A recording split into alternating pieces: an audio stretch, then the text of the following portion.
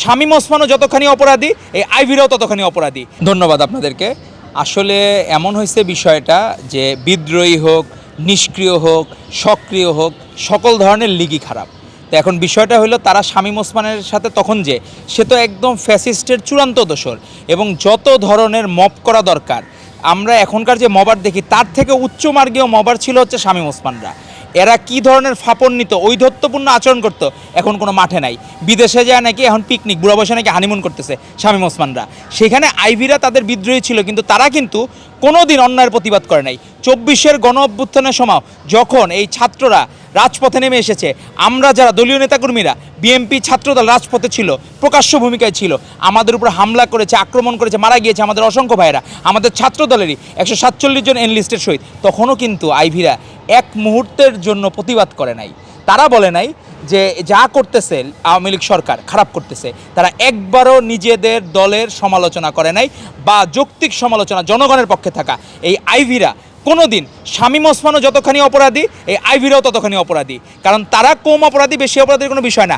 এক গামলা বা এক বালতি দুধের মধ্যে যদি আপনি 1 ফোঁটা লেবু দেন, আপনি একটা লেবু দিলেও যা, 1 ফোঁটা লেবু দিলেও তা, ওটা দই হয়ে যাবে, খারাপ হয়ে যাবে। তো বিষয়টা হলো কি, যে এরা যে এই খারাপ কাজগুলো করেছে, বাংলাদেশের মানুষ তাদেরকে কখনোই আর মনে গ্রহণ করবে না, তাদেরকে হৃদয়ে ধারণ করবে না।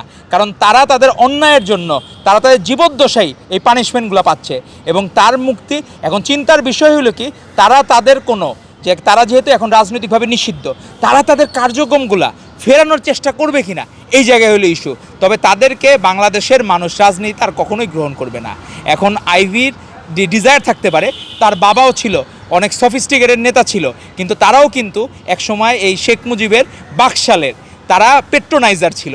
শেখ হাসিনাও ফ্যাসিস্ট যে ছিল, এই ফ্যাসিস্টের পেট্রোনাইজার ছিল কিন্তু এই আইভীরা। কারণ তারা নিজেরাই কী করতো, নিজেরা বিভিন্ন পাত্রের আকার ধারণ করতো। একই জিনিস ধরেন, কোনো একটা পানির বোতলে পানি আছে, সেটা 2-3 পানিতে খালি বোতলে ভাগ করে দিল। তো আওয়ামী লীগ এইভাবে রাজনীতিগুলো করেছে। তো আইভীদেরকে বাংলাদেশের বা নারায়ণগঞ্জের সাধারণ মানুষ আশা করি তাদেরকে গ্রহণ করবে না। আর তারা নির্বাচনে গেলে, তারা তো আগে যেভাবে নিজেরা মানে আমরার মামুরা নির্বাচন করতো, আর আমরার মামুদের নির্বাচন তার হবে না, জনগণের ভোট নিয়ে বিজয়ী হওয়া লাগবে। সেখানে বাংলাদেশের মানুষ বিএনপিকে হৃদয়ে ধারণ করে, আমাদের নেতা তারেক রহমানকে ধারণ করে। তো আমাদের মাধ্যমে যে ভালো কাজগুলো হচ্ছে, আপনি দেখেন এই ট্রাফিক সিগন্যালগুলায় যে আমাদের আর কোনো এই যে অপেক্ষা করার যে চর্চা, আমি দেখতেছি কেউ কোনো কিচ্ছু নাই, ট্রাফিক নাই, কিচ্ছু নাই, কিন্তু সবাই লাইনে দ্বারা অপেক্ষা করতেছে, গাড়ি নিয়ে অপেক্ষা করতেছে। এক অভূতপূর্ব পরিবর্তন। এখন এই রাস্তাগুলোয় মনে হয় আমরা কোনো বিদেশের কান্ট্রিতে চলে আসছি।